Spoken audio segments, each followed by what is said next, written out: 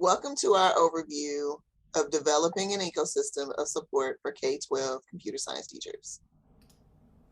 I'm Shaina Glass, and I am a professional learning manager with CSTA. My name is Janice, and I'm from Arizona State University, a clinical assistant professor. Greetings. I am Sababu Barashango, a Constellation Center for Equity in Computing Fellow at the Georgia Institute of Technology. Hello, I'm Cindi Chang. I'm the Assistant Director of the Office of Career and Technical Education at the Nevada Department of Education. And my name is Bryan Twarek, and I'm the CSTA Director of Education. We'll start with some background. The majority of K-12 computer science teachers are relatively new to the field, and they are frequently departments of one at their schools. So as a result, CS teachers often struggle with feelings of isolation and self-efficacy, as many teach outside of their area of specialization. Unfortunately, traditional school-based supports like coaching and department meetings are less common for CS teachers. So how then do we develop them into confident, capable, and well-supported teachers? In-service teacher professional development is more than conferences and workshops. In fact, we know that recurring PD of significant duration, like coaching and professional learning communities, is generally necessary to have a positive and sustained impact on teacher practice. For this presentation, we'll focus on coaching. Coaching is relatively uncommon among K-12 computer science teachers. Nevertheless, research has shown the impact of instructional coaching on teachers, both in terms of instructional practice and job satisfaction or retention. Coaches partner with teachers to improve their ability to plan and deliver effective instruction for all students through job-embedded, evidence-centered iterative cycles. This can happen within the existing resources and local ecosystem of teacher support. Now we'll talk more about coaching. Who are coaches for computer science teachers? Instructional coaches partner with teachers to set and meet professional goals and improve their ability to plan and deliver effective and equitable instruction. People who can serve as coaches include K-12 principals, department chairs, instructional coaches, and teacher leaders. Coaching is an ongoing cycle involving 3 phases that take place before, during, and after teaching a focal lesson. We call these phases planning, implementing, and reflecting. At the beginning of the cycle, coaches may guide teachers to complete the self-assessment checklist and set specific goals for professional growth.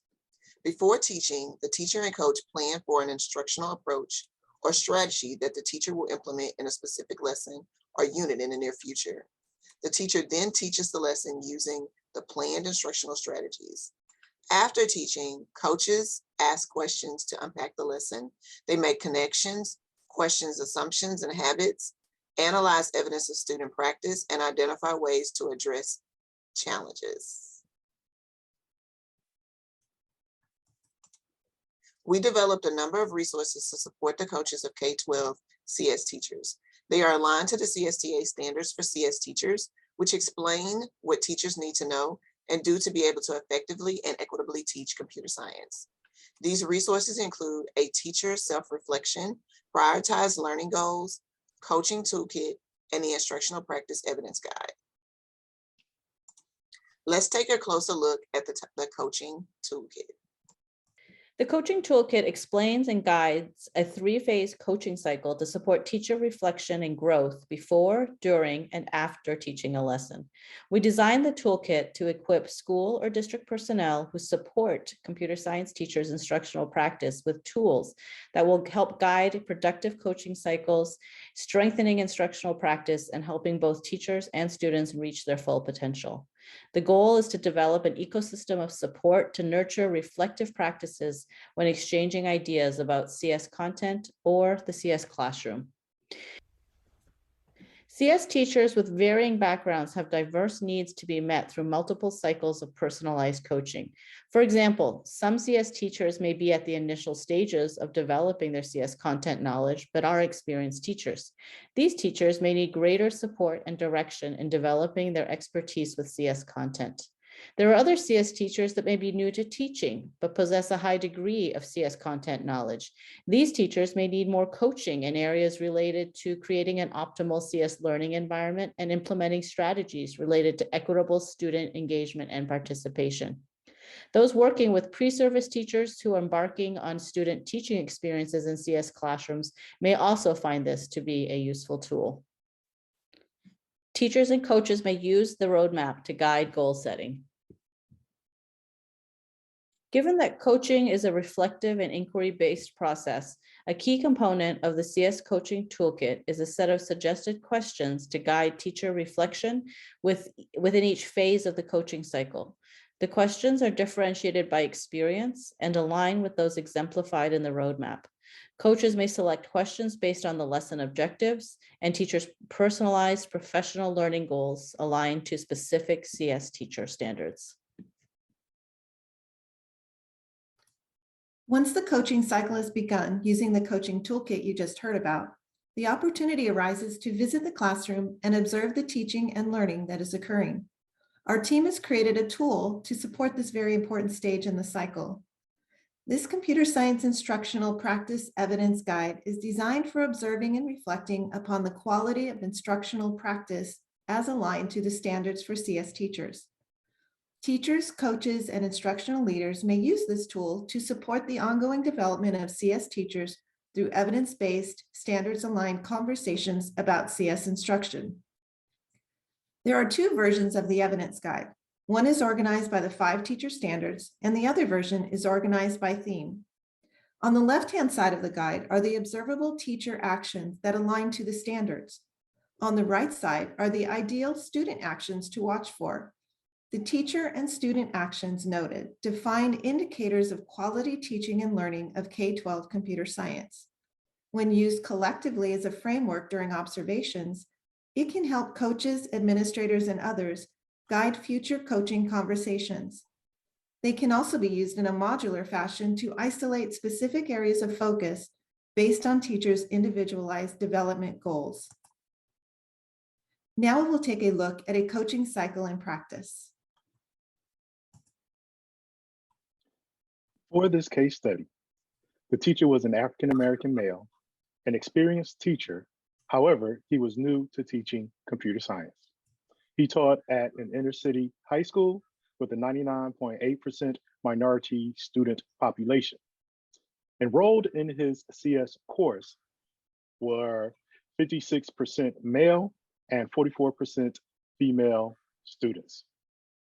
I served as an instructional coach utilizing cognitive, content-focused, and reflective coaching. We generally meet weekly for collaborative sessions throughout the school year. During the planning phase, I ask guiding questions, and during this particular session, the teacher decided to focus on equity and student choice through creativity. I also reiterated and facilitated standard alignment of the lesson. The teacher then implements the lesson in the classroom, and I use the CSTA Look For tool while observing. Finally, I ask reflection questions to facilitate teacher growth from the experience and the predetermined goals established in the planning phase. Here, we reviewed student work samples to see how those goals were met, specifically how creativity was achieved. Next, we will share a preview of coaching in action. All right, so what I wanted to do today is reflect back on the microbit activity that you did last month. We worked it out. We kind of went back and forth, like, show me your screen. Okay, that's what you got. All right, show me your screen. Okay, I see. Like, show me yours, but I Right. can't show you mine. I can't show you mine. And so it was just like this constant back and forth. And they're like, well, Mr. Floyd, what are you looking at? I'm like, I'm looking at notes on the side because that's all I have. I think they all achieved the goal in the sense of let me get it to do something. Mm-hmm. But as far as what they were actually asked to do, that kind of varied. Do you think this person, the student number 2, reached the goals? What could they have done to improve if they didn't reach the goals? And I would like they were to. creative? I would like to have seen a little more creative. I would like to have seen implementation of one of the loops, maybe, something like a little more. I still feel like they did what I asked them to do, especially since we was having our challenges. Mhm. They got button A, they got button B, they got A, B, but I don't know that they put any personal into it. It was just like, okay, this is what he asked me to do, and I did it. You can play something different, Now there's a way to make it generic, and they just play something generic, and I think that's what this person did. It was just something Okay. generic. So I But think that's in the gallery. right. Okay. But then they can go and change their own notes and put their own notes where they want them to be. And I think one of the other students in the samples, they actually did that, because I was just like, you know what? That sounds just like a particular rap song. Mm. But when I called them on it, the student specifically said, yeah, that's my favorite song. You actually touched on a couple of things I was going to ask about, as far as, if you were to do it again, what would you do the next time? I may do two versions of it, one with blocks and one with script, and it just depends. Like, show them both and let them make the connection that way versus showing them blocks and then asking about script or interjecting script. Like, if I do script first and then show them blocks, maybe it'll make more sense with the blocks. I don't know. I'm still thinking on that. I got to figure out how to marry the two.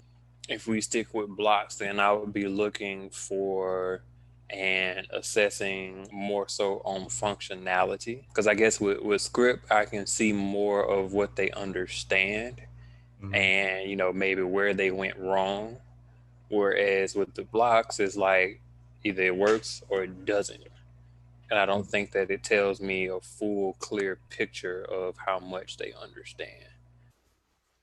These excerpts from a reflection or debrief meeting give a small glimpse into an ongoing coaching relationship. One thing I noticed is how Sababu skillfully prompts reflection and guides conversation aligned to the teacher's professional learning goals and the lesson objectives. He plans specific questions based on the teacher's experience level and focal teacher standard. I also noticed how they used evidence from the lesson to anchor the debrief. We hope you found this presentation helpful. To view the resources referenced, please visit csteachers.org/coaching. And there are a number of other ways to leverage an ecosystem of support to develop K-12 computer science teachers. We suggest you view the CS Teacher Standards and related resources designed for a variety of audiences at csteachers.org/teacherstandards. Thank you.